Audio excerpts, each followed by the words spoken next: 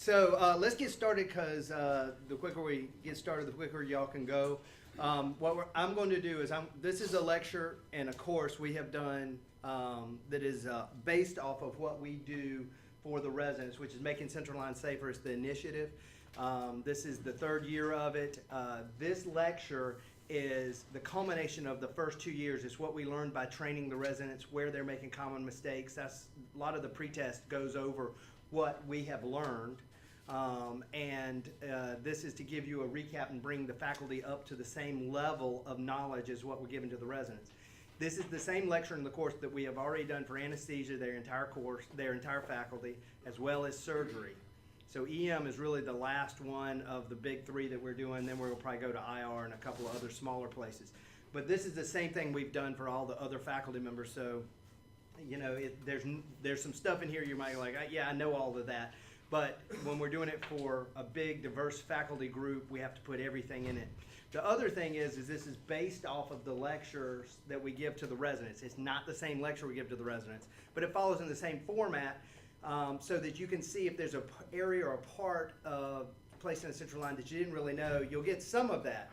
But the hands-on skill stations are where if you're rough on a place, like, you know, not closed gloving technique, you know, putting on gloves and a closed gloving technique. If you don't know that, that's what the skill stations are for.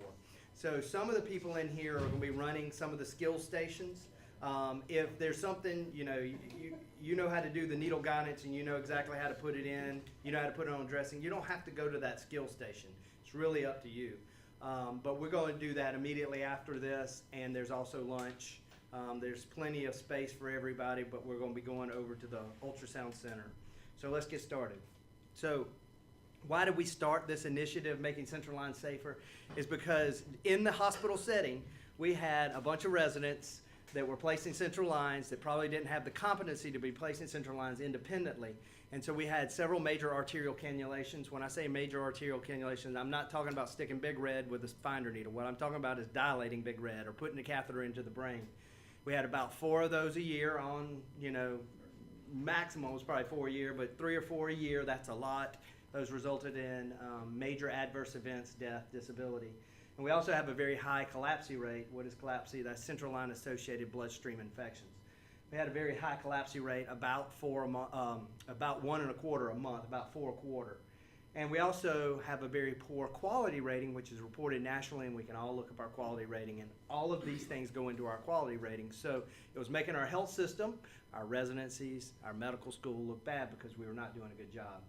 So originally, I got started in this because we distributed ultrasounds through the hospital, and we were teaching them how to use ultrasound guidance for needle placement. And you would think, hey, all the studies say that if you use ultrasound, you're going to be better at placing central lines. Well, that's what led to the major arterial cannulations, and I got involved in this to stop that. But then now it's morphed into, really, I'm the head of the CLABSI task force now, so, you know, don't ask for stuff because you get things. So we did a gap analysis. We looked to see what were the areas where we were having trouble in placing central lines, and we found a lot of educational system errors. As you know, we have a lot of silos here, educational silos. So the surgeons are training with the surgeons, the EM was training with EM, the family medicine and medicine were getting no training. And so there was no standard insertion technique because they were being trained by their specialty. And there was consequently no training standard. You know, everybody learned it in a different fashion. Everybody got variable amounts of training. Some got excellent training, some got none. Asepsis training was done completely separate. So residents didn't see that asepsis was part of the procedure, and that led to the high CLABSI rate. There was no standardized competency, and as most of y'all know, we're working on competency. I gave you a sheet that gives the relatively new policy on the standardization of competency for resident placement of central lines as well as other procedures. So I just gave you that. And then there's no resident level quality feedback on the procedures. Now that's really important. I'm going to get to each of these. So this was a big project. I am not the only one doing this. There's multiple people doing this. I just happen to be the one telling you about it today. Usually it's Julie Hammond, who's an epidemiologist nurse that does this with me, and she's going to be doing one of the skills stations. Steve Holston does this with me, but I figure I can give his part since it's you guys and he needs to be in surgery. But then there's also the clinical outcome managers for each of the units that are involved in this, and multiple other people. So we have a lot of people involved. And when we started coming up with this idea, we went to hospital administration, epidemiology, those nurse educators, and vascular access nurses to find out what were the problems and how we could solve them. And then we went to the departmental chairs. That was very intimidating. Had to go in front of Schwartz and get everybody to agree that we were going to do a central line procedure all in the same way, no matter what your specialty is. So some of the things you're going to see today is maybe not exactly how you do it, but there is a AUMC standard for putting in central lines technique-wise. If you choose to do it in a different way, you can. It's not mandated you have to use this technique, but this is the way the residents are being taught. Then we went back to the residency directors, got them on board, and GME, and so we came up with this initiative. As you know, we started about in 2016. It was October 2016 is when we had our inaugural event where we had a grand rounds. And then we started doing competency testing in the cadaver lab. Some of y'all participated with that. But really, that year is where we said central line is an important procedure. It is not something that should be taken lightly, even though it's done at bedside. It's something that causes major complications and morbidity. We had, again, at the initial part of this, at the end of 2015, we had 2 people die from just a bedside procedure. So obviously that's an important thing. So we did a paradigm shift where we try to educate people that placing a central line is a surgical procedure.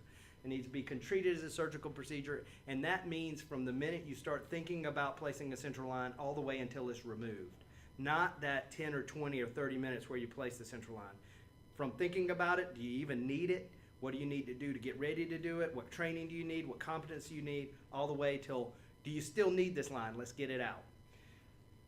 2017, we really standardized the training. That's what we're going to be talking about today. 2018, which we're in now, we standardized the competencies. And then 2019, we're really doing outcome tracking. This is resident level feedback on their outcomes. It's also faculty level. As Steve said, our incentive may be tied to our outcomes, especially when it comes to this procedure. This procedure, just so you know, if you get a CLABSI from insertion, and we'll talk about what that means in a second, and it's tied back to you, it's a zero tolerance. So if you get one, it may affect your incentive. This is the standardized pathway for a resident to perform an unsupervised central line in our health system. We define this, now it's policy, it's what's in the policy, it's not written out in a nice diagram, but essentially every resident when they come to AU, whether they're a fellow or they're a second-year resident transferring in, or if they're an intern. Yeah, LaShawn. Is it tied back to you if the resident places Yes. unsupervised? Yes. And is it Yes. Yes, and that goes for all departments, not just us. That means MICU too. So in July, everybody does at least a half-day training. Some of them do a little bit more, where we go over the making central line didactic part as well as all the hands-on stations. It's a rodeo. It's a lot of stuff, and we pack it into a half-day. Then they also do additional training through the time through September, where they're coming over to the ultrasound center. If they need extra help, they're getting extra help on the simulators. In September, October this year, it just kind of depends, they do a cadaver testing. They don't have to do the cadaver testing. Cadaver testing is optional for the resident. But if they're going to place an unsupervised central line, which all of our EM residents do, they have to pass it. That's part of the policy. If they fail it, then they cannot place they're not on the pathway to place an unsupervised central line.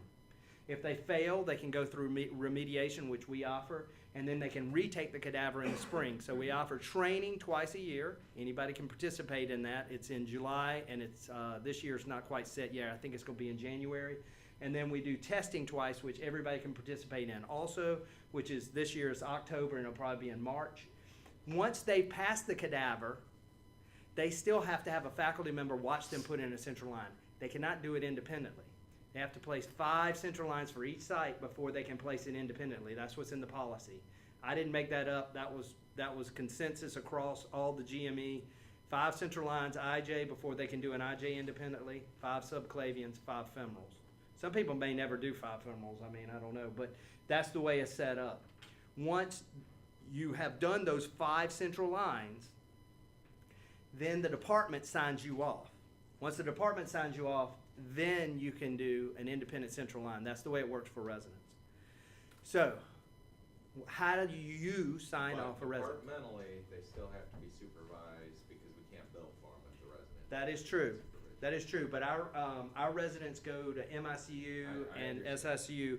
So when they go to those places, they're going to be questioned whether they can do this independently or not. This has led to a problem, just so y'all understand, is this means, this right here, this means that our interns that go to MICU, where they get a lot of their lines, can't place a central line independently but, for the first 6 months at least of residency. So our interns, none of them are signed off.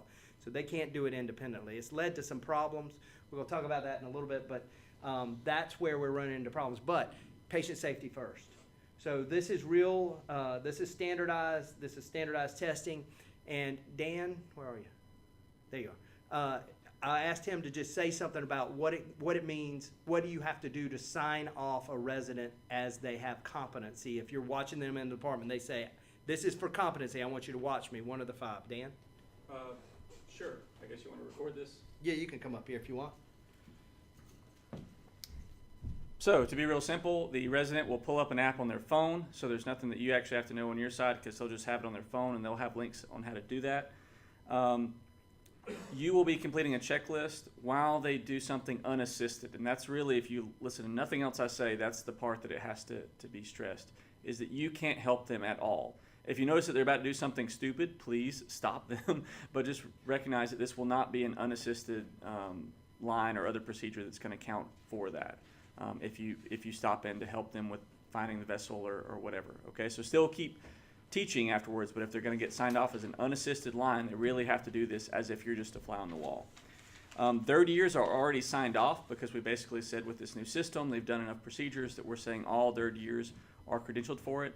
Second years require a single sign-off for each procedure.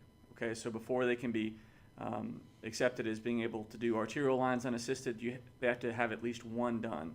And interns will have the institutional policy of 5 they have to do for each type of procedure, which I believe actually includes different types of central lines. So even if you know someone's done 10 IJs, if they want to be signed off to be able to do subclavians elsewhere in the hospital without guidance, they're going to have at least 5 of those as well. Any questions on any of that? The main point, as Dan said, and we'll reinforce it, is if they're going for competency, you can't help them. Right. Intervene if they're having a problem, but at that point they're saying they're not competent.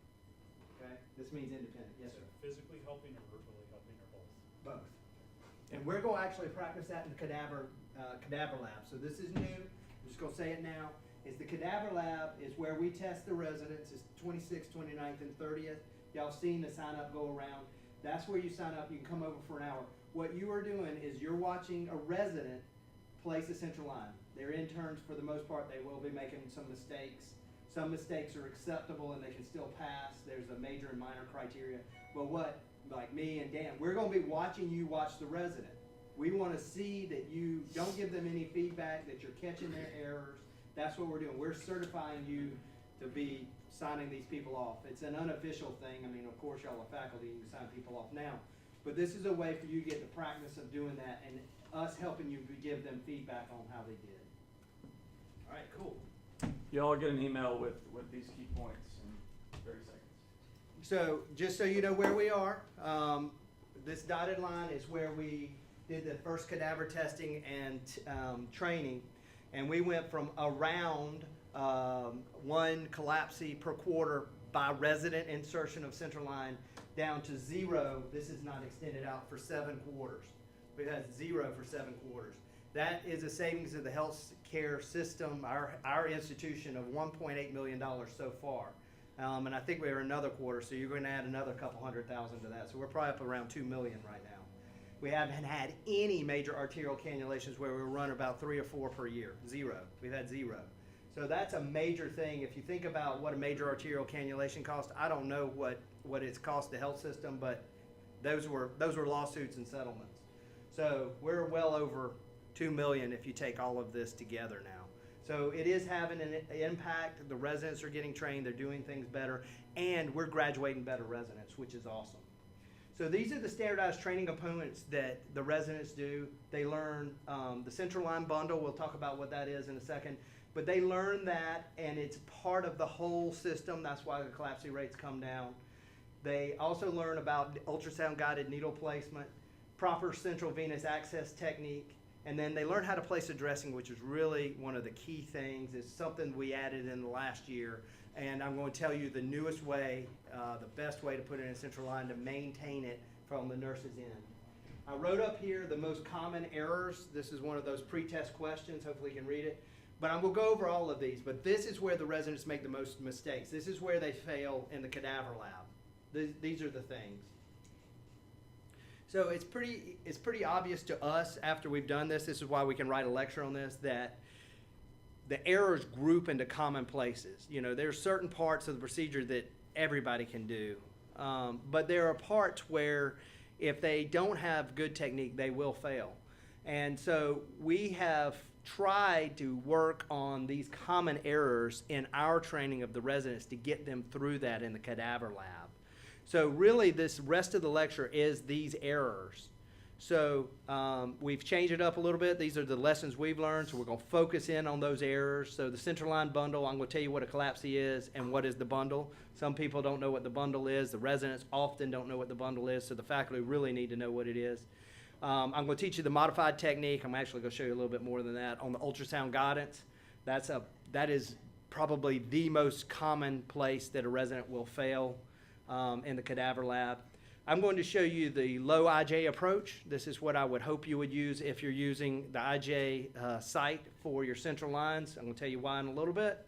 And then we're going to show you, we're going to play a game. This is the best part. So if you fall asleep, wake back up for the game, which is what's wrong with this dressing. All right, so the central line bundle, you know, this is really where we start making an impact on asepsis and keeping the CLABSI rate down. Why is it important? Because central line bloodstream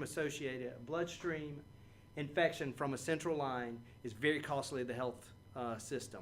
CMS and the insurance companies do not reimburse for the cost of that care, and it's somewhere between $50,000 and $60,000. If you look in the literature, it says up to $80,000. We use as our health system number $68,000 per infection. More importantly, the mortality rate if you get a central line associated bloodstream infection is somewhere between 12 and 25% just for that infection. So when I started this, I was telling Michelle this last night. I mean, what got me interested in this is I gave a lecture at Emory University it's been probably 12 years ago when some of this bundle stuff was starting. I didn't know what a bundle was. It didn't make any sense to me. And all I was talking about was the ultrasound guidance, and there was a mother out there who was the champion of this. She's been all around the country, and she talked about her kid who was, came in for like strep throat or something, minor, you would think, and ended up getting a central line for some reason. Maybe they were septic or whatever, and they got a central line bloodstream infection and died. And it was very compassionate. It made a big impact on me, so that's why I'm pretty, when I started seeing this, I was like, hey, we can impact this by training the residents better. That's why we brought it in. All of us care, though, because it is a quality measure. And again, that's what I said at the beginning, is it shows up on our national statistics. You can go look up our quality measure right now. You can type it into Google. You can go find our quality measure. It's easy to find. And these central line bloodstream infections feed into our quality measure. So your actions on getting the resident to do the proper technique can have a dramatic impact on our quality. And it's really hard to recruit a resident to a one-star hospital, right? We're not a one-star hospital, but it's hard to recruit residents to when you have a poor quality rating, because then they're saying, well, my training's gonna be poor. So this really affects all of us. This is why we're spending the time on it in each one of the departments, is to get people to understand the impact that these have, because it is a nationally reported quality measure. So the definition of a central line infection is dependent on the number of days that it's been inserted. So if it's 7 days or less and the patient gets a central line associated bloodstream infection, it is the inserter's responsibility. So when you ask me who does it go to, it goes to the faculty member. They're ultimately responsible. They weren't tracking it to the resident level. They are now. So the residents never even knew if they had a CLABSI. But now they do. And if it's 7 days or less, inserter's problem. Now, the definition says if it's more than 7 days, it's a maintenance issue, which means it's a nursing issue. I'm going to tell you right now that how we put in a central line, where we put in a central line, and the steps we take to take care of a central line, whether it's not putting it in when it's not needed or taking it out when it's not needed, definitely affects our greater than 7 day CLABSI rate. So it really comes down to us as physicians also. So we'll get more into that in a little bit, but the more than 7 day CLABSI rate is really a physician problem too. Now in the ED, we don't really say when we take them out. I got that. But our residents, it's really important for them to understand that when you don't need it, you need to take it out. So what is the bundle? So most of y'all got this right. Bundle is a set of actions to decrease CLABSI. Almost, you know, when we did this the first time, we ran 222 residents through the cadaver course over, I don't remember how many days it was, 4 days or something. It got to be ridiculous. I had to put up a chart on the wall and wrote down what is the bundle, and I wrote down all the actions because they were about to be tested on. I wrote them down, and they're looking at it, and I said, what is the bundle? And they go, well, that's the kit, that's the mask, that's the gloves. No, it's these things. And then they caught on, and they said, oh, the problem is that the bundle, which is asepsis actions, was taught completely separate from the procedure itself. So the residents didn't see them as one continuous procedure. So we have integrated it, and that's why I'm telling you about it now, because adherence to the bundle is not an option. You have to do the bundle. If you don't do the bundle, your line is not certified. If your line is not certified, it's getting pulled out. So it's really important. So there are CVL supplies. This is what most of the residents thought was a bundle, because they see the bundle kit. I have done away with the bundle kit, just so you know. It hadn't actually gone away until sometime around the first of the year, but I have done away with the bundle kit. It's too confusing. What is a bundle kit? The bundle kit is this stuff, but that is not the bundle. There's also the line kit, sterile gloves, transducer cover. You know, it was very confusing to the residents because they had to go get all these separately, and if you have to do things separately, you leave something out. So all of this, somewhere in the next couple months, is on order, it's being manufactured. We have an Augusta University Medical Center kit made by Aero, and all you have to do is pick from 1 or 2 kits, and that's the length of the catheter. And it has all of the stuff except your sterile gloves built into the kit, so you can't forget anything. So that's going to be a major step forward. I'm really looking forward to that part. That took a long time, 6 months to get done. Other thing is what is the CVL bundle? So we use a 5-pointed star to help the residents remember. There's 5 things. Some of this, you know, you may say, well, I don't really do, but you do all of these things. So surgical hand scrub, which is 5 minutes, or Avogard after our surgical hand scrub. We'll talk about that in a second. Skin sepsis, antisepsis with CHG. Most of us do that anyway, but the manner of how you do it is really important. Site selection, subclavian is the preferred site. If you're not going to do a subclavian, a low IJ is the preferred site. We'll talk about that in a minute. Avoid femoral at all costs. Maximum sterile barrier, which means everybody in the room, hair, coverings, mask. If you have a beard, Dan, then you have to wear the beard cover. We stock them in the ED. I see a lot of people not wearing them. You have to wear a beard cover if you've got a beard. And then daily review of line necessity. So you may say, hey, I put it in and then they go to the floor, they go to the ICU. I don't do that. True.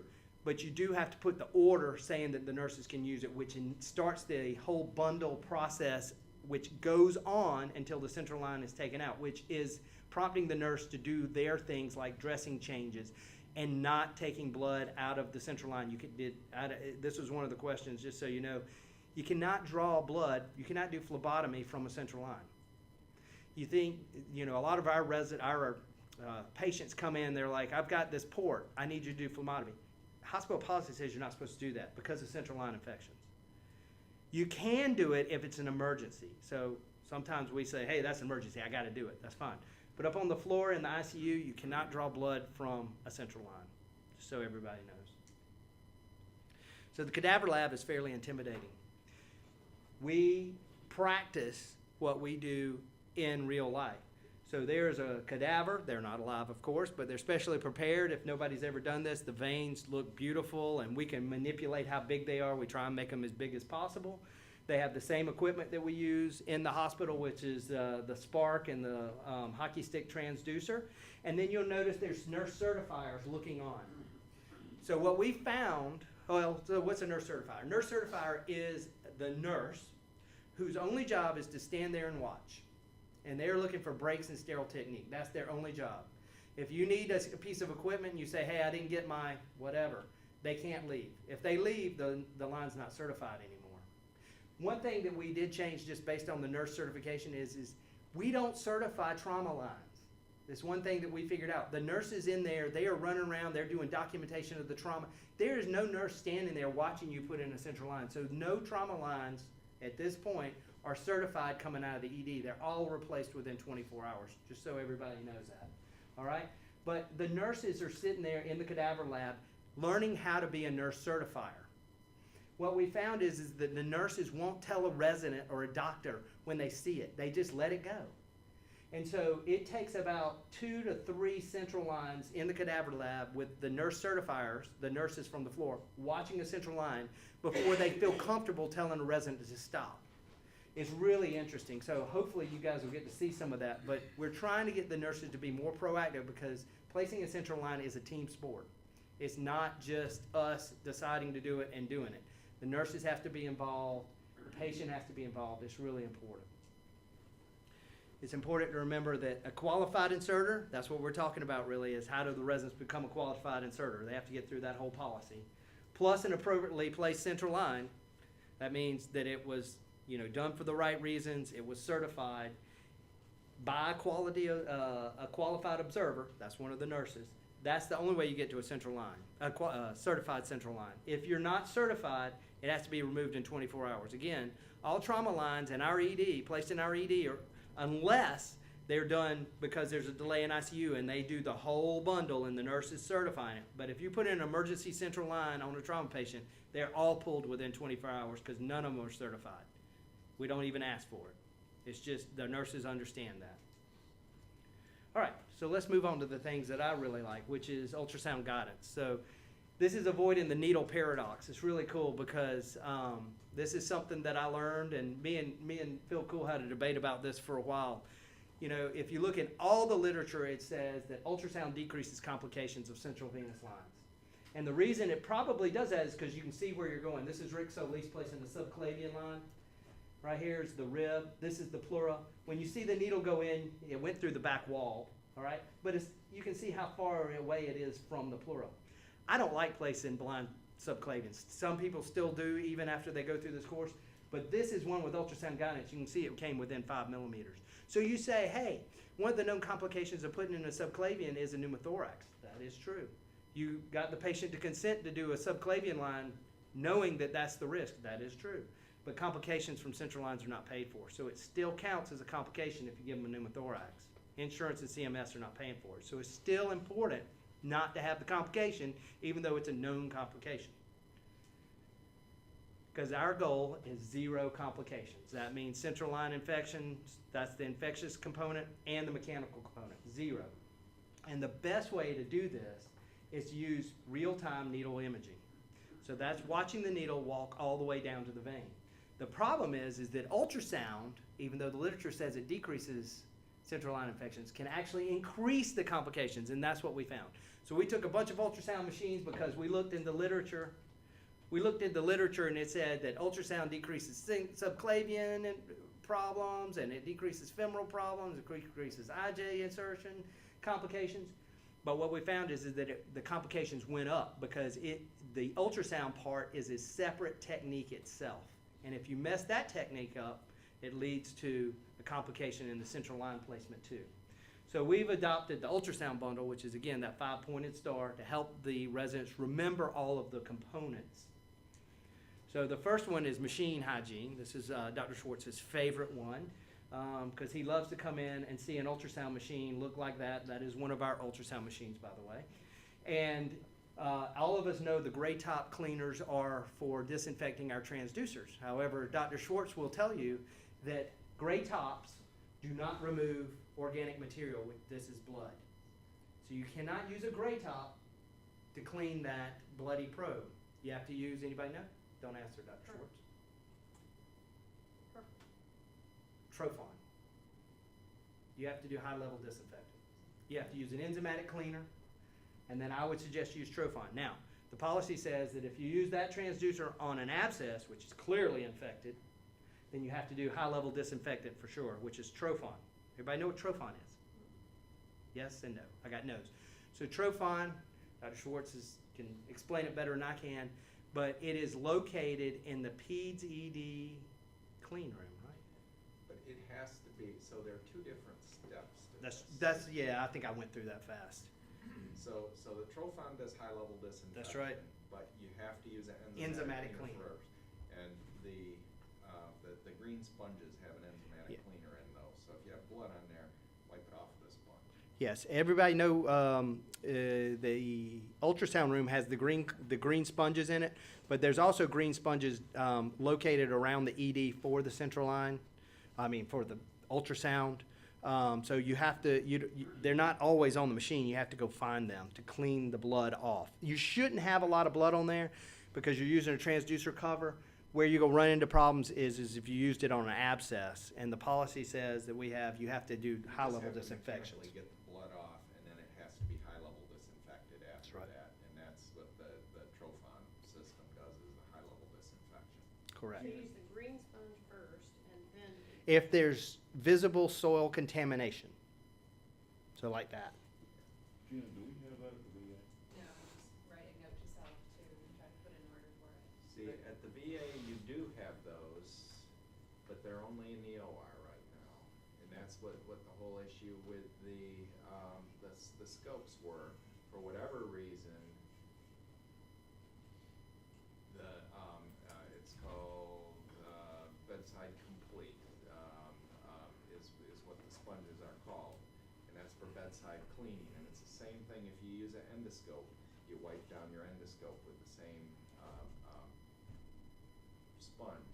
For whatever reason, your infection control person was trying to get you to use the actual enzymatic cleaner they use in the OR that you have to mix up instead of using the actual bedside cleaning sponges but you have to get them from the OR. Talk to Steve Dubin, he's got them. In the meantime, what should we do with the VA? Wash them the best you can. You can actually, I mean, The most important thing is to mechanically get it clean, but they don't have a Trophon No. capability. I don't know how you can clean technically there's no way to process a ultrasound probe that gets contaminated at the VA. yeah, just so everybody knows. Leave them looking like that, step one. Yeah. You're doing it blood and gel, just don't leave it like that, clean it right away. Yeah, I would say, We're not walking into that either. and The best you can do is low-level disinfection, so that you'll use the disinfecting. well, actually, these are all waterproof, so I wash them in the sink. Yeah, that's. I wash them in the sink. I scrub them down. They're Wipe them down with a low-level. you can use soap on them. Don't use alcohol, but you can use soap on these. They're waterproof. But you have to be careful about the enzymatic cleaner on the actual probe face. That's what, a lot of those cleaners will start destroying the plastic or the cover of the probe face, Yes. the rubber cover. Who works our Trophon? Like, who? The nurses. The nurses. All of them? Yes. The other thing, we have full probe covers. Yes. So even if you're doing a peripheral IV or an abscess or something like that, one easy way, rather than just using a tegaderm, is just use a full sterile probe sheet, even if it's not a sterile procedure, and that way it doesn't get. Sounds like we should be doing that at the VA for everything. Yeah. But So technically, if you're using it even with a probe cover on infected skin. that's correct. You need still have to use need Trophon. high-level disinfect it afterwards. That is correct. You need to run it through the Trophon. All right, I'm gonna keep going because and actually I may speed up just a little bit, but machine setup. I mean, one of the most common reason why a resident starts the failure. I mean, we've learned by watching residents in Cadaver Lab. I mean, I've watched 100 residents now put in central lines. I mean, both Dan's and Barrett, you've helped. Steve, you've helped. Brad, you've helped. I mean, we've watched a lot of central lines in a controlled fashion. You know, you're not worried about the patient living or dying. When you notice a resident mess up one thing, it spills to the next, to the next, to the next. They start tumbling downhill. And where it starts a lot of times is setting up the machine. If they set it up out of plane, like the picture on the right or left, if they're looking across and they're making a compromise how they set up the machine, it starts this cascade where they can't find the needle, and it runs into problems. Even where it's set up in the cadaver lab, you see he's looking down, but then he's got to turn his head to look at the machine.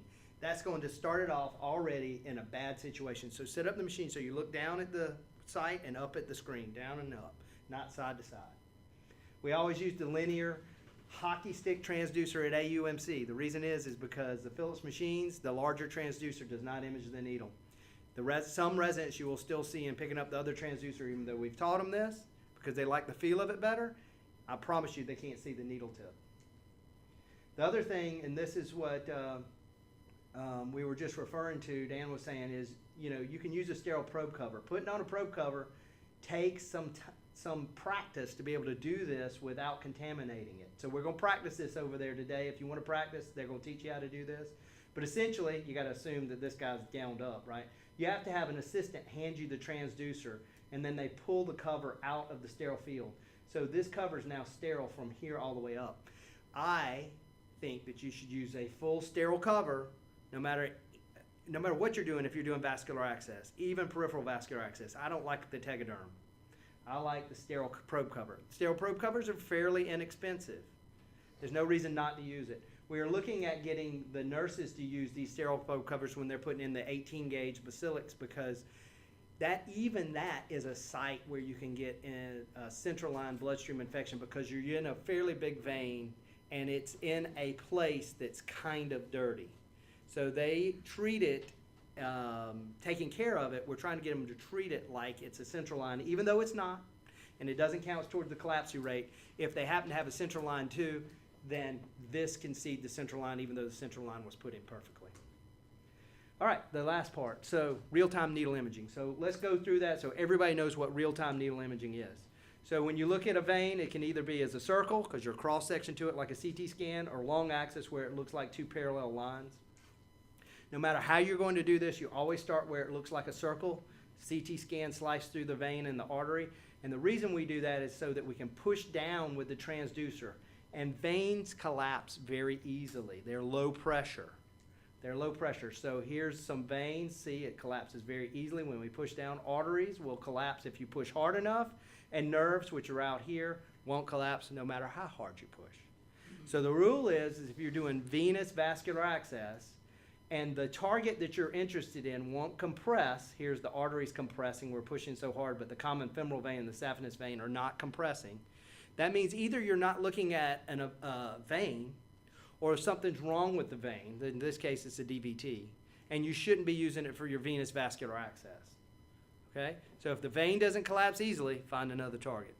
So what we suggest is that before you even get started, you go survey and figure out which site you're going to do. Don't prep for the IJ and then say, oh, that IJ is not very good. You got to start over with the prep. So go survey first, find where you're going, then prep, and set up your machine, you know where to go. Now you can turn to long axis, which I'm going to show you in a second. The problem is you can't compress in long axis.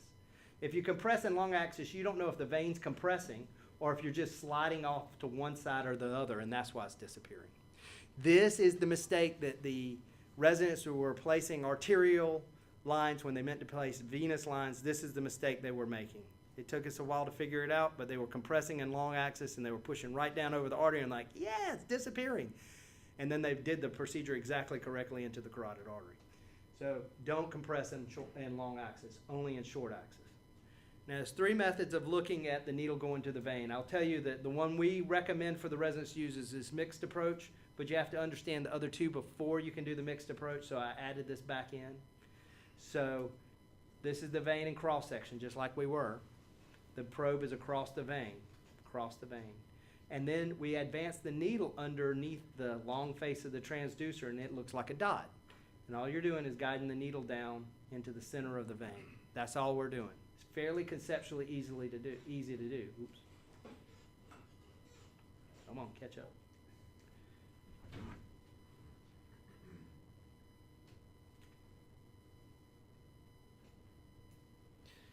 Fairly easy to do. So we start with the probe across the vein. Here's the circle. What we want to see is the needle start at the top of the screen. If the needle starts down here, they started too far away from the needle with the transducer. We want to see the needle at the top, and then we want to see this walking down of the needle. The transducer moves and the needle disappears. Then the needle pops into view. Needle pops into view. Move the transducer, needle. Move the transducer, needle. Move the transducer, needle. Move the transducer, needle. And when you get to the center of the vein, you know that's the needle tip sitting in the center of the vein. And that's what we care about, is the needle tip sitting in the center of the vein. The problem is that the needle tip looks exactly like the needle shaft on ultrasound. So here, we could be looking at needle tip or needle shaft. We don't know. The only way we know is to advance the transducer past the needle and see that it disappears, and then slide the needle back, the transducer back to the needle, and go, oh, there it popped into view. That must be the needle tip, because it's the front edge of the needle. That's the only way we know. So the residents, this is what you will see in the cadaver lab. This exactly. They'll start off cross-section. They'll get the needle under there. There's the needle tip. And then they'll advance the needle. Go needle. They advance the needle. Now, if they're aspirating, they may get a venous flash of blood. But more than likely, what happens is the needle keeps moving. They get the flash and the needle keeps moving. The picture has not changed, so they don't know where the needle is. But they feel confident because they got that flash of blood. And so they might have done that. But more than likely, what they'll do is they'll go on out the back wall. And in most cases, it makes no difference. But sometimes the carotid is sitting back there, and you got a venous flash of blood, but you ended up in the carotid anyway because you transected the IJ and went into the carotid. Seen that happen multiple times. Here's one of them. This is our residency. This is me watching. That needle is hubbed. So that's the long central line needle, like, what, 8 centimeters? This is 1 centimeter down. There's no marker, but that's IJ is generally 1 centimeter down and 1 centimeter thick. So at the most, your needle should be going in about 2.5 to 3 centimeters at most. And this needle is hubbed. The needle tip is way back here. How can you not see the needle tip? Because they didn't advance their transducer down the needle. So you see all this motion and movement. That's the needle shaft. It went all the way through. Now, in most cases, again, that didn't cause a problem because they weren't near the lungs and they weren't near the carotid. So I was telling them, pull it back, pull it back, pull it back, pull it back. Now they're starting to come into the vein. But that's what you'll see when you watch a resident do this. This is the most common error of all of this. This is the most common error. When somebody makes that error, is that what you recommend they do? Just start to pull back until they find the tip?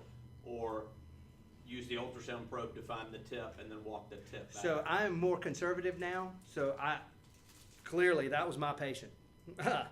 So I'll admit to it. That was my patient.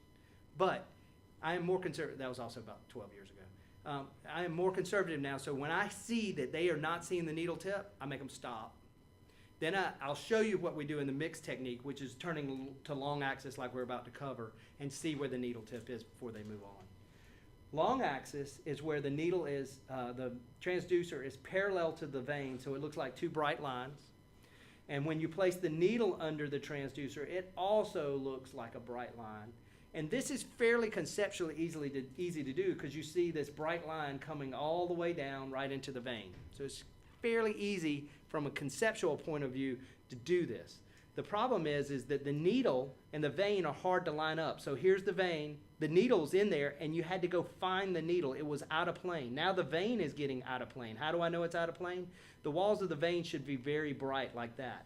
And then you make the walls bright and the needle bright, and you can bring the needle right into it. That's actually kind of hard to do. That actually takes some practice. On the Phantom, this is a Phantom. They will be over there for you to practice today. It's fairly easy to do, but in real life, it's a little bit of a challenge. So here's Steve. Steve's going to put in a IJ. I can tell you who it is because it's Brian Leal. So this tells you how old this is. So Steve's going to demonstrate this. This is the IJ. He's turned long axis. He did the compression technique. He knows where he is. He's not really going to stick Brian's. It's just a demo. But watch the needle come in. We're going to watch the needle come in long axis. What's back there? The carotid. So you don't want to go through the back wall, and he stops before he gets to the back wall. That's how you do it. That's how you do it. Is that when Brian got his chest tube? No, I don't think so. We just married that one up. All right. The problem is that you can't identify the vein once you've turned a long axis. So it slipped off the visual, and now you're going to go back. Let me confirm. So are you compressing the vein, or are you just slipping off the artery? And this is what we figured out in the MICU was happening, is they were not teaching that transverse compression technique. They were just compressing in long axis. They were identifying the artery absolutely perfectly, and then they were doing the technique perfectly right into the carotid. So the problem with both of these techniques, whether you do the cross-section or transverse or the longitudinal or long axis, is the outcome's the same, a possible arterial injury. So this is the error. I mean, this is where all the mechanical complications were coming from, was from the ultrasound guidance part. If they were doing it blindly, without ultrasound guidance, there probably wouldn't have been those complications. But once you added ultrasound in, this is what we were getting. So we came up, we didn't actually come up with it, but we heard about it, and then we studied it, and we made it happen. We came up with this combination technique, and this is what we train the residents. So you start off cross-section, always. You identify the vein, always, in cross-section. You stick the needle underneath the transducer, and you try and see it at the very top of the screen. Then you walk the transducer. You move the transducer, the needle should disappear. Needle disappeared. Now advance the needle. Boom. Once you see the needle, you stop moving your transducer. You advance the transducer again. The needle disappears. Now you advance the needle's going to appear. It's getting deeper as we go. Now, when it's close enough to the vein that you know that the needle is near the vein, you stop. At that point, the needle tells you which one's the vein and which one's the artery. So you can completely stop, take a breath, take your transducer off, turn it to long axis. When you do, you should be able to find the needle in long axis, and it's telling you that that's the vein. You've already put the needle right next to the vein, so you know that's the vein. You know that's the needle. And you advance the needle the rest of the way. So you use a little bit of each technique, and it takes out the arterial cannulation from both. So here's what it looks like on a phantom. So we start in cross-section, we identify the vein. Here's the needle at the top of the screen. Advance the probe, then needle, probe, then a needle, probe. Once we get close, we know we're close, we can stop. We can take the transducer off. We're not worried about which one's the vein anymore. And we go find the needle. There's the needle. Now there's the vein, and we advance the needle. So going back to what Brad asked, if they're struggling finding the needle tip, just tell them, you sure that the needle's pointing at the vein? Yes. Then turn and find the needle, and the vein should be under it, and advance it the rest of the way. That's what I do. And if Now, you say that, is that considered like? if you're helping a resident, so this is a debate that I don't have an answer, and everybody might be a little different. If I'm watching a resident and I'm doing that competency, they should be able to recognize that they're not following their needle tip. I may say, hey, you're making me uncomfortable. I don't know where your needle tip is. What are you going to do? And they say, I don't know. I say, I go look for it in long axis. I probably wouldn't fail them for that. But the problem is if they didn't realize that they couldn't find the needle tip and they weren't following it, they probably aren't competent.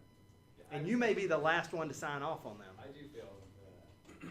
We fail for this in the cadaver lab all the time. This is the number one thing. I mean, the thing you can ask, you can say, show me where your needle tip is. Yes. If they're in short axis, they can say it's right here. But what I want to see when they're going the vein is they're able to know, okay, I'm turning long axis. Here's where my trajectory is. Like I Yes. just want them to, if I say show me the needle tip, I want them to be able to rotate short to long. So we're teaching them this every single time. We're teaching them how to do short to long. So they should know that if you say show me the needle tip, they should be able to rotate 90 degrees from where they are. They should be able to. And if they can show you that, you don't fail. No. No, I mean, yeah, if I say show me the needle tip and they turn long axis and they've got a good, even if they've got a bad trajectory and they say, oh, and they can correct it, I don't fail them for No, that. we don't. They know how to correct the problem. Yeah, exactly. So the next video is on the cadaver. I'm going to just tell you what it is before I advance to it. It's on the cadaver. You're going to see that in the cadaver, seeing the needle is extremely hard. It's very much similar to seeing it in a real person. It is not as easy as this. So you're about to see this. This is a really challenging. This is what the residents have to do to get through the cadaver lab. So there's the cadaver. You can see where the needle is. So we've brought it down. Here's the vein. And we're bringing the needle in. See, it's really fairly hard to see. There's the needle tip. They're advancing. This is actually Rich Gordon. He's advancing ahead of it. His needle is sitting right on top of it. He can't see it real well, but he knows that it's very close. And now he turns long axis, and he has to go find the needle. So he's finding the needle. There's the motion. There's the needle, and he's bringing it in. That was much more challenging, wasn't it? Yes, it's meant to be challenging. On the cadavers, most of the time it's easier than this. This was not our prepped cadaver. This is a frozen cadaver that we didn't prep, so it's harder than the ones we use. But sometimes it's easy to lose the needle in a real patient. As Dan said, if you turn long axis, you can always find the needle. The needle in long axis is very echogenic. It's easy to see, and you should be able to do that. And you know where the needle is. You're looking at it. You just put the transducer on top of the needle and follow it down. It's not hard. When you're losing the needle a little bit in short axis in particular, do you consistently use movement of the needle sometimes to find the tip? Sometimes, but really it should pop into view, just like if you were looking at an old analog TV, not our digital TVs, and you see static. You recognize nothing. If you see all of a sudden a bright dot appear, you should recognize that. And that's the way it should look, is that you've moved ahead and you advance the needle, and boom, there it is. And you know that's the needle tip. If you keep moving the needle at that point, that you lost the needle tip because it's advancing. Yeah, Barrett. Can I just say something Yeah. about these competency checks? So when we designed the Qualtrics form that the resident starts and then the attending finishes, we put in there a question: did you assist? Was this assisted or unassisted? Something along those lines. So you got to decide: did you really assist the resident on any of these procedures that they got to get competency check-offs? So, and in either way you do the form, and they get credit for the procedure even if you assisted them. But if you put that you assisted them, it will not count as a competency check-off.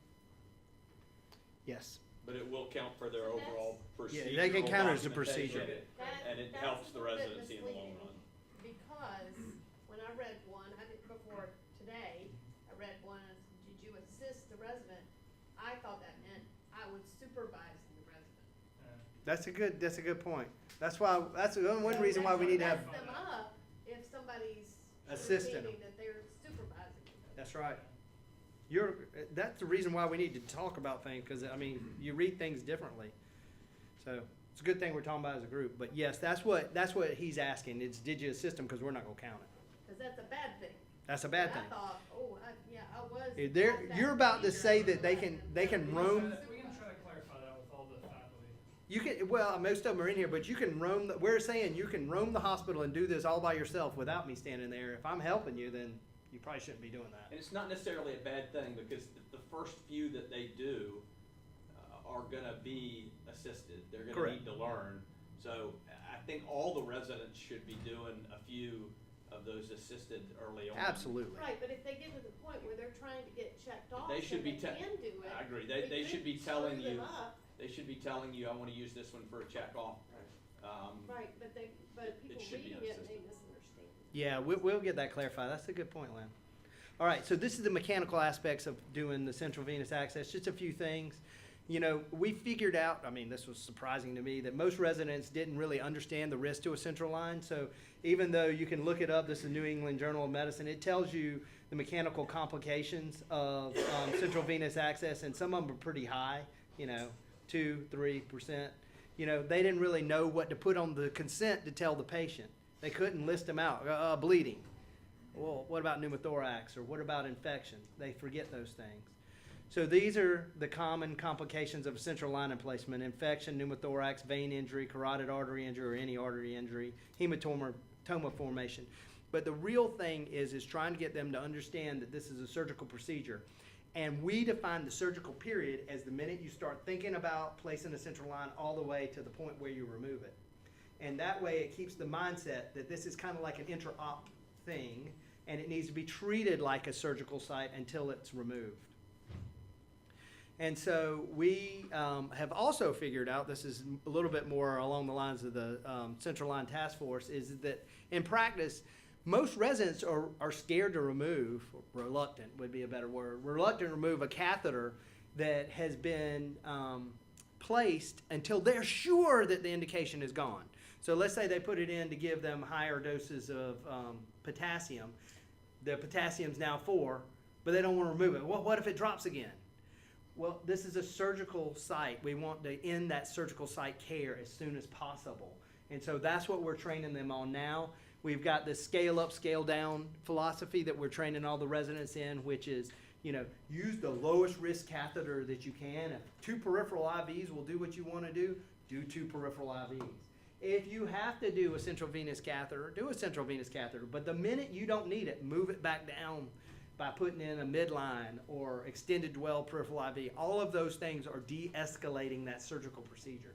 So this is what we train them. In the ER, we do a pretty good job about this. I mean, we know when we need to put stuff in. But if you hear of a resident saying, hey, I want to put in a central line, and you know that you can do whatever you need to do with a peripheral IV or ultrasound guided peripheral IV, do that. It's much better for the patient. So what the New England Journal of Medicine article really says is that the subclavian has the highest mechanical complications, the lowest infectious complications.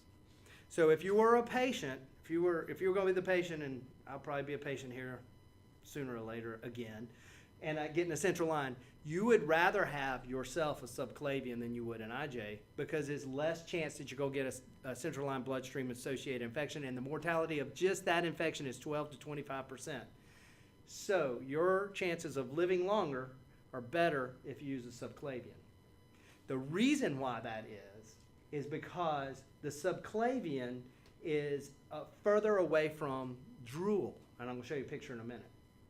Now, you can make an IJ look like a subclavian, and we're going to talk about that in the next section a little bit more, but you can make a subclavian look like an IJ.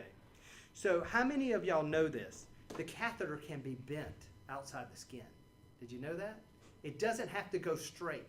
The catheter can be bent. You don't want to kink it, but it can be bent. And so we're training the residents now that they can put a low IJ. We're going to talk about this a little bit more. But this is a change in practice for all of us. This is why we've been going to other departments. This is a change in practice. Because if you're using ultrasound, low insertion IJ is very safe. If you were doing the landmark, you would use a Sedillot triangle, and you would go to the apex of the triangle. You'd find the sternocleidomastoids, and you'd follow them up, and you'd go at the apex because you're trying to stay away from the lung. But if you're using ultrasound, you can go lower in the triangle. You don't really use the triangle. You can go lower, closer to the clavicle, and you can make the catheter, when you're done, look like a subclavian. It's not up here near the mouth and the neck. It's down here on the chest. So it's more like a subclavian. It's out of the way. And you can't do this on every patient. We're going to talk about that in a second. But this is much safer for the patient when it comes to central line infections. The other thing is we discourage highly this blue catheter. Now, I haven't seen many EM physicians using this. The medicine residents and the family medicine residents are the ones that use this most often. But the problem with this catheter, and it's meant to not have blood, that's why it's mostly those guys, they don't like blood, so they want it on their sterile field, is that it's meant to feed the wire through this syringe in through the needle. The problem is that this can act like a hammer. So you're in the vein, and you start feeding the wire, and it punches the needle through the back wall. And I can show you that over there in the ultrasound center when we go over there. But we don't want them doing that. We want them feeding through the hub of the needle. The other reason is you can hook a manometer to the hub of the needle, and you can't hook it to this. And we'll talk about that again in a little bit. The last thing, which most of y'all do not do, and this is borrowed from anesthesia, is to use an angiocatheter instead of just using a needle. This is the one thing we went to the chairs and we said, we'd like to tell everybody this is the standard procedure, whereas emergency medicine surgery rarely do this, anesthesia does this often. This actually has a lot of advantages. What we were figuring out is that the residents were getting the needle in there, and they were feeding the wire through the hub of the needle or whatever, and they were slipping the needle in further, and it went through the back wall of the vein. Now, I would ask for hands because I know there's people in here, but I'll raise my hand. How many times have you gone to feed the wire into the needle and you said, oh, I must be hitting a vein, the wire won't go? I mean, hitting a valve, the wire won't go. I've done that many times. I'm like, clearly there's a valve in that vein. It's not. The needle went through the back wall, and the wire won't dissect the tissue. That's also why using the syringe The other thing that when you do is you pull off the syringe and you hammer the needle in a little bit further, Yes. even if you're not threading the wire, but pulling that syringe off is what pushes the needle Pushes the needle into the carotid all the time. Yep. And so we adopted this technique. This is in every kit, just so you know. Even our new standard kit. This catheter over needle is there, and you advance it just like you would do a peripheral IV. So it's the same technique. It's kind of a good solution because you use the same technique like you'd place a peripheral ultrasound guided peripheral venous access. Same catheter, in fact. You advance it in there, and then you feed the wire through here, and it's easy to see, and it doesn't allow this to go through the back wall. So we encourage the residents to do this. Probably only about 20% of the residents do this, even our residents, maybe even 10%. But I do this most frequently. I mean, I do this all the time. This is what I do. The other thing we figured out, this is really fun. I hate to tell you, this is the second most common place where the residents fail, is they lose the wire in the cadaver. And you're like, how did you lose the wire? We trick them, okay? But it's part of the technique. So the wire that comes in the central, if you're using the short catheter, the 20 centimeter, the 15 centimeter catheter, or the longer, the 20 centimeter catheter, it's too long. It's a 40 centimeter wire in the 20 centimeter catheter, and I think it's 30 in the 15. So it's way longer than you need. So we teach the residents that the needle doesn't have to go very far into the skin, maybe 2.5 centimeters at most on an IG, at most, probably more along the lines of 2. And then the wire only has to go through the needle.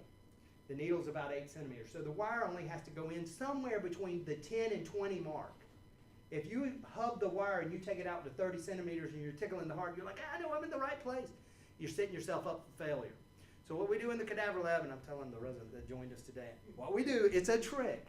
We make the residents move from the cadaver. They place the wire on the cadaver. We let them put it in however they want. But when they go they leave there and they go to a model. On the model, I have taken the wire and I have inserted it down to 30, 32 centimeters. I've inserted it a long ways. They take their catheter and they go to start feeding it on there, and you'll watch them. It is very interesting. We have told all of them this in the training, so all of them have been told. They'll start feeding the catheter over the wire, and they'll get there, and they're holding the wire, and the wire's not coming out the back, and they'll look at you like, what do I do now? And you're like, this is your test, man. And so they'll just shove the catheter on in, and I'm like, the wire just got lost in the mannequin. It happens. It's the second most common place people fail, right there. Right there. That's the second most common people place. This is the first, this is the second. They insert the wire too far and they set themselves up and they lose the wire. We had a resident that passed the cadaver course, I won't tell you who it is, that did that, and one of our faculty, was it you, Dan? Caught the wire. In his teeth. Well, he caught the wire in his fingers, but it was going down towards the heart. It was about to be lost. It is a common place where they will fail. So tell them don't insert the wire too deep. We teach them that they only have to insert it between the 10 and 20 mark, no matter what catheter they're using. So speaking of that, there's only two size catheters. There's a 15, which is really a 16, and there's a 20, which is really a 22. That's it. So the new two kits that we have, which will be coming out, which are fully packaged, there's a short and a long. The short is right IJ. The long is left IJ and left subclavian. What do you use on the right subclavian? You have to look at the patient. You have to make a decision if you use short or long. But the right IJ is always 15. The left IJ is always the long, the 20. That's easy to remember. It's easy to remember. That is always correct. And if you use the wrong catheter, I'm going to show you what happens in the next section. Well, actually, next slide. So if you use the wrong catheter, you have to coil it up underneath the dressing. So if you feel like you've got to use this line lock, you use the wrong catheter. Because the line lock is not needed, because here's the triangle. You sew in the triangle. You don't need a hub, a sew in this when it's that it's perfectly placed. There's not enough to need it to sew it down twice. So if you're using this line lock, you use the wrong catheter, period. All right, last section. This is the fun part. So even though we've decreased the resident place central line associated bloodstream infections to 0, the overall rate is still well above the national average. And that is because all those other things that we've already talked about, keeping a central line in when you don't need it, using an IJ, not keeping the dressing covered, all of those things which impact the central line infection rate after 7 days, they're still hitting our hospital. And that's costing us lots of money. I mean, I don't know how much, many millions it is, but it's a lot of money. You can see how many it is. I mean, this is per quarter. Where does the target come from, less than 2.1? It's kind of a self-imposed target, but that's actually the national average, I think. You can ask the chairman, but I'm pretty sure that's national average. So physician placement technique has a big impact on the greater than 7-day central line infection rate. And so the factors that we really impact are site selection. Again, if you put it in a subclavian, the nurses have a tremendously easier time to taking care of it than if you put it a high IJ. All right, if you put a low IJ, easier to take care of than a high IJ. Femoral, super hard to take care of. And then our dressing placement technique. So again, it's a critical decision. Where do you place it? Subclavian is preferred because it's out of the way of the drool. So here's an IJ. Look at all that. The dressing is wet from the drool. So we place them and send them. 2 hours later, up in the ICU, when they're leaking out of their mouth and it's running all over it, how can a nurse keep that from getting infected? They can't. So if you wanted this, you wouldn't ask for that. And that's the way I approach it with the residents. So if you're going to do an IJ, which the vast majority of us use IJ, you want to put in a low IJ position, okay? So low IJ insertion. And it makes it more like taking care of a subclavian for the nurse. So here's the head up here. This is the clavicle. So a low IJ insertion can be twisted around. See, you don't have to bring the catheter and keep the catheter straight. You can twist it around and bring it down the chest wall or out away from the drool area, which is here, and make it easy to take care of like a subclavian. And this is the thing we're really pushing right now to get our 7-day CLABSI rate down, is to make it easy for the nurse to take care of. So we came up with this red, yellow, green zoning, okay? This is our technique. Nobody told us what to do this. We spent 4 hours in the cadaver lab, me and the comms and the epidemiologist and some of you guys. We spent a long time placing IJs and figuring out how to make this work. Because what the Aero company, if y'all took the Aero course, told you didn't work. It did not work. This works. So this is the tip of the chin. This is the mastoid. This is the sternal notch. So it's a triangle. This black is the no-go area. You don't put, catheters in there because the IJ is over here. So this is kind of a no-go area. This red area here is really the hairline, okay? Hair. You shouldn't be taping your triangle in the hairline. The dressings won't stick to hair. So if you're taping it in the hairline, you've already set the nurse up for failure. The yellow line is the beard line. Now, I realize that women don't have beards, but some of them still have hair growth there. For all of us guys, 2 days in the ICU will push the dressing off because it won't stick to a beard. So the yellow is the beard line. And green is anywhere below the beard line all the way to the clavicle. That's where you want to tape it. If you don't use a low IJ insertion, if you stick up here, I think this next slide is right. Yeah, if you stick it up here, you can't keep it out of the yellow. If you stick it up towards the red, towards where it's got to be in the hairline, you set yourself up for failure. Now, if the patient has certain things like a sternotomy, a tracheostomy, you may not can do this. You just have to do what you can.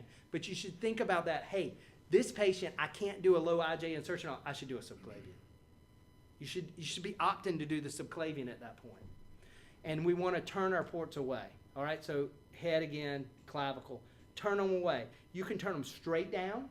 So the drool's up here, the beard line's here. We're out of the beard line with the dressing, and we've turned it away. That's not hard for a nurse to take care of. Or you can turn it towards, if they don't have a tracheostomy or sternotomy or something like that, you can turn it towards the sternal notch. That's even better. Okay? That's the better. All right? No hair to be sticking. The dressing will lay flat. It's good. The biopatch. Who knows how to put on a biopatch? Some of y'all, I know y'all how to do this, but this is really the crucial step for decreasing the greater than 7-day CLABSI rate. The proper way to do it is to leave a little bit of your catheter out. This is why the catheter is not really 15 centimeters. It is 16 centimeters. That leaves 1 centimeter to put the biopatch. It's not really 20 centimeters. It's 22 centimeters. That gives you enough room to put the biopatch. If you hub your central line, you cannot put a biopatch on it correctly. You have to leave a little catheter out. How do you put a biopatch on correctly? It must lay flat 360 degrees, and the slit should be oriented a little bit off of the catheter. If you opposite, the nurses can't get the dressing off without pulling the catheter out. So it should be oriented like at about 1 o'clock, 2 o'clock, no more than 3 o'clock. 3 o'clock's really getting too far away. Here's common errors. All right, put the biopatch on top of the dressing. It's not making 360-degree contact with the skin. That doesn't work. Putting it, not leaving room enough to put it so you're putting the biopatch on top of the hub. That doesn't work. Putting it upside down, the white goes down. Blue to sky is what they say. It's pretty obvious to me to tell that this is a chlorhexidine impregnated sponge. The sponge should be down. So sponge down. And if it gets soiled, meaning you put in you stuck the patient 12 times and it's bleeding everywhere, the nurses have to replace it every time the biopatch gets soiled, period. So one of the things that we're teaching residents right now, I didn't actually cover this, I left it out, I forgot, is if you don't need to use the dilator, don't use the dilator. Somebody like me, I don't have a leathery neck, you can feed the catheter in without using a dilator. If you use a dilator, don't hub the dilator. It makes it bleed more.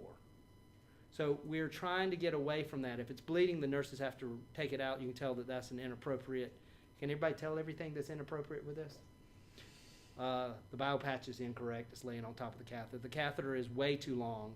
I can tell you that for now. And they used the line lock because they felt like they needed to. So here's the perfect, this is a peripheral, this is a PICC line. But this is the perfect dressing. This is what it should look like when you get done.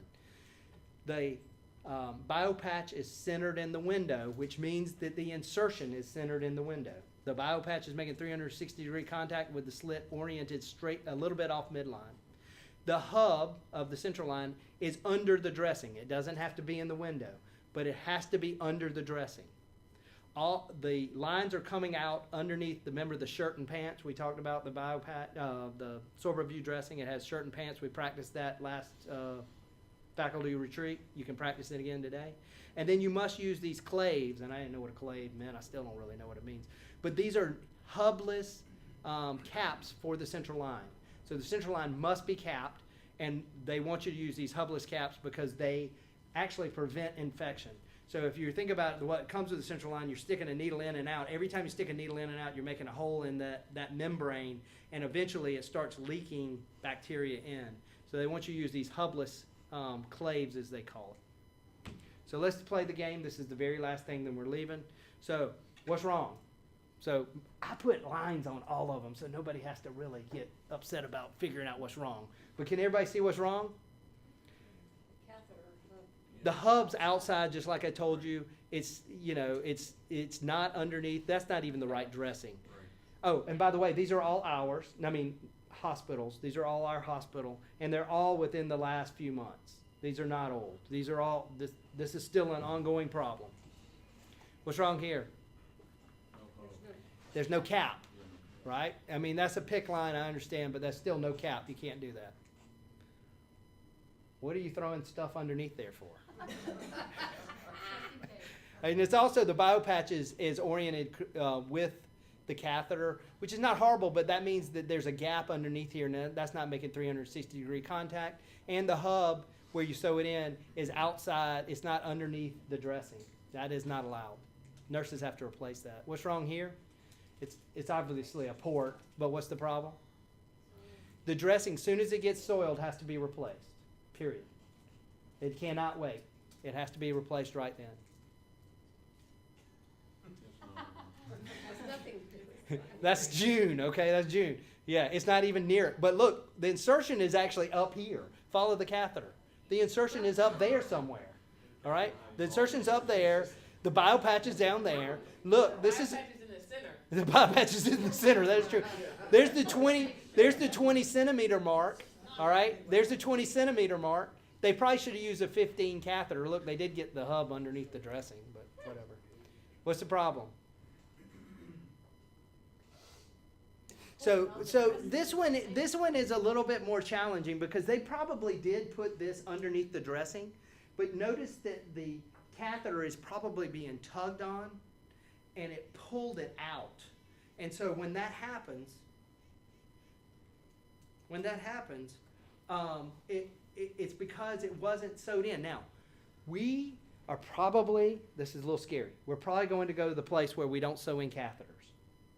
There's a lot of debate about this. But to decrease central line infections, they're saying don't sew in catheters. These dressings are supposed to hold in the catheters. But if there's a lot of tension on it, it's going to pull out. Also notice this dressing has to be replaced. What's the problem? See, they used the wrong catheter. It all started with the wrong catheter. It's a right IJ. That's a 20 centimeter catheter. They said, oh, I'm down to the right atrium. I need to stop. Well, he had all this catheter left over, so they used a line lock and they sewed it in, but they pulled it kind of straight. And now, look, it's taped up on the ear. The nurse can't maintain that. Look, I can't. Everybody agree? It started off with the wrong catheter. Everything went from the minute they picked up the wrong catheter, everything was going to be wrong. What about this one? Oh, by the way, just I can throw people under the bus. When I went to anesthesia, I had to tell them not to sew the catheter to the ear. They were sewing it to the ear. I got pictures of it. I ain't putting it in here. They sewing it to the ear. Actually, this one may be it. They sewed it to the ear. Secure. It's secure. It ain't going nowhere. But look what's wrong with this. Look, the hub's out. They used the wrong catheter. That's a 20 centimeter catheter. It's in the left IJ, but it's not inserted far enough. The biopatch is in the right place. All right. What is the big thing that I didn't point out? Everybody see it? The or the endotracheal tube or the tracheostomy, it's underneath the dressing. Hello. If you put in a dressing, I promise you I'll get a picture if it's not done right. Under the line, so they. Yeah, I know. I promise you I'll get a picture if you do it wrong. There's no way you can find the This is my favorite. This is my personal favorite because, you know, if one's good, two's awesome, right? I mean, look at the tegaderm. I mean, it's not the right thing. It's all kinds of wrong, right? What about that one? Easy, right? Yeah, I mean, it's upside down. That didn't do any good. What about that one? Look, it's another one of those massive fails. Look, if you can look at the date, I think that was 7/17. That was a little bit older. This is just such a massive fail. I mean, the insertion's way over there. I mean, it's over there. This is not anywhere close to it. There's the hub sticking out. You know, it's all kinds of bad. What's wrong with this one? Nothing. Nothing. I mean, the critique you would make is that you don't need the line lock, right? Because you just sewed this in. But there's the center of the catheter. The biopatch is in the right place. It's centered. They use the appropriate size catheter because it's inserted and the hub still fits underneath the dressing. That's perfect. They didn't need this, but it's still perfect. All right, thank y'all.